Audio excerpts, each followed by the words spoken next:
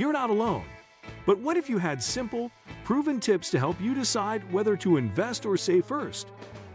In this video, we're breaking down investing versus saving, so you can make smart choices with your money and build a solid financial foundation.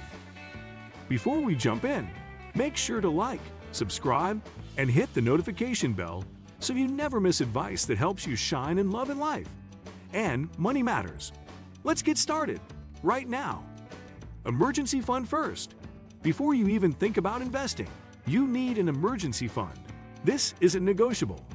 An emergency fund is your financial safety net that covers unexpected expenses like medical bills, car repairs, or job loss.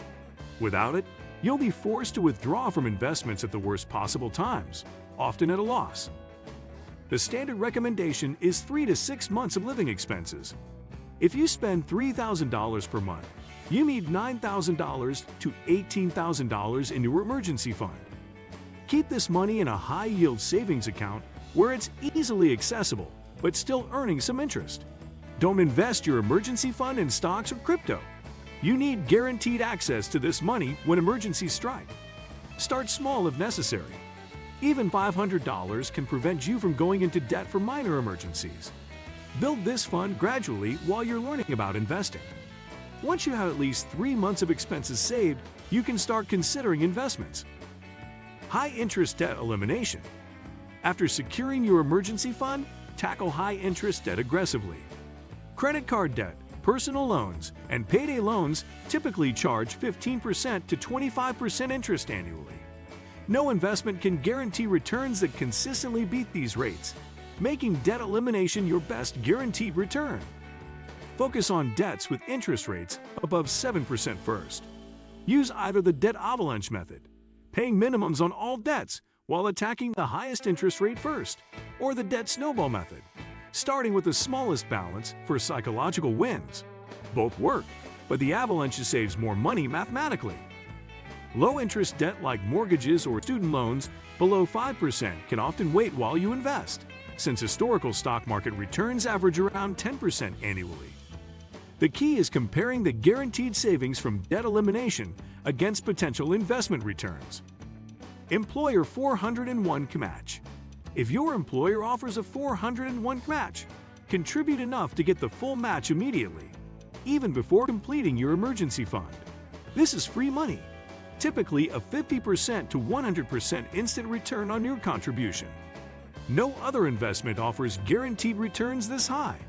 For example, if your employer matches 50% of contributions up to 6% of your salary, and you earn $50,000 annually, contributing $3,000 gets you an additional $1,500 from your employer. That's an instant 50% return before any investment growth. Don't leave this money on the table. Contribute the minimum required for the full match, then return to building your emergency fund and paying off high-interest debt. You can increase contributions later once your financial foundation is solid. The saving versus investing timeline.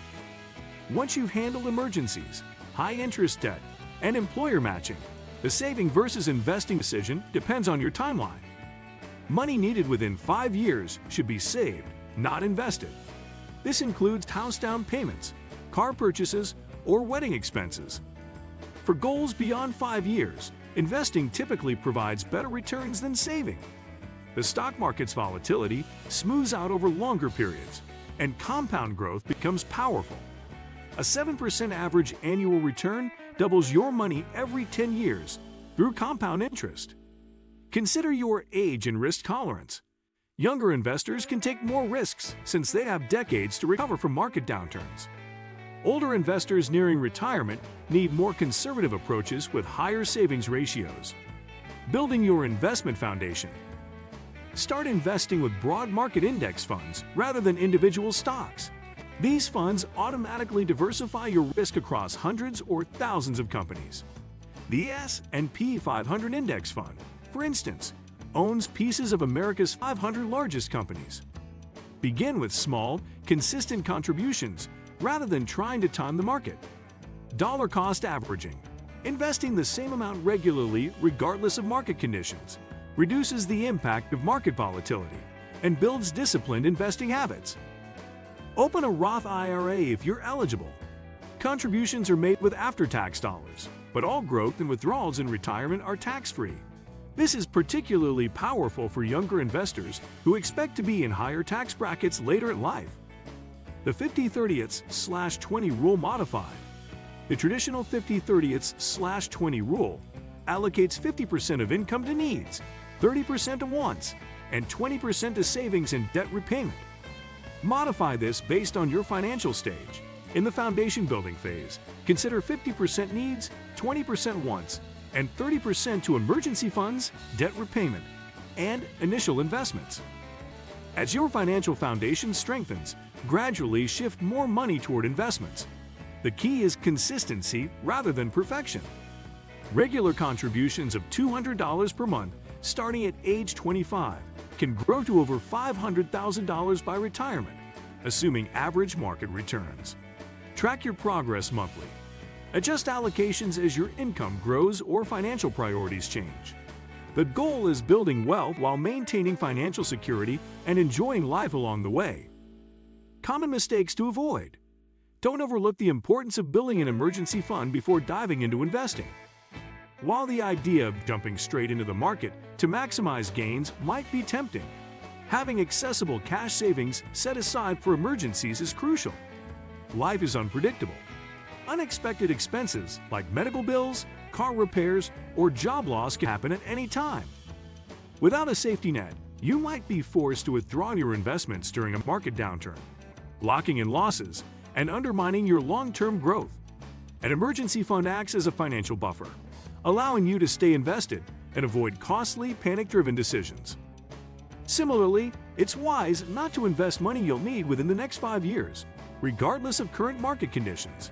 Investments, especially those in the stock market, can fluctuate widely in the short term.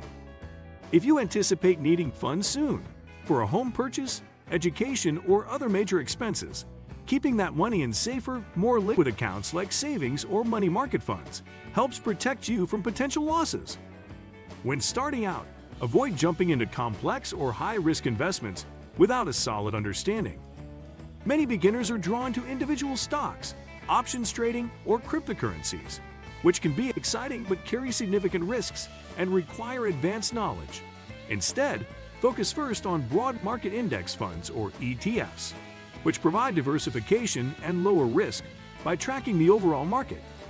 These are a great way to build a stable foundation in investing while you continue learning. A common barrier many face is analysis paralysis, getting stuck trying to find the perfect moment to invest or the ideal investment vehicle. The truth is, perfect timing doesn't exist. The most powerful factor for investment success is simply starting early and staying consistent. Thanks to compound growth, even modest monthly contributions, say $50, can grow substantially over time. The key is to begin now with what you can afford, learn as you go, and gradually expand your portfolio as your knowledge and confidence grow. All right, that's a wrap on investing versus saving and what comes first. Take a deep breath, trust your plan, and remember, both play a key role in your financial journey. If you like this, give it a thumbs up and share your own experiences or questions in the comments. And if you want more easy, real advice for love and life, plus smart money moves, don't forget to subscribe and hit the bell so you never miss out. Catch you in the next one.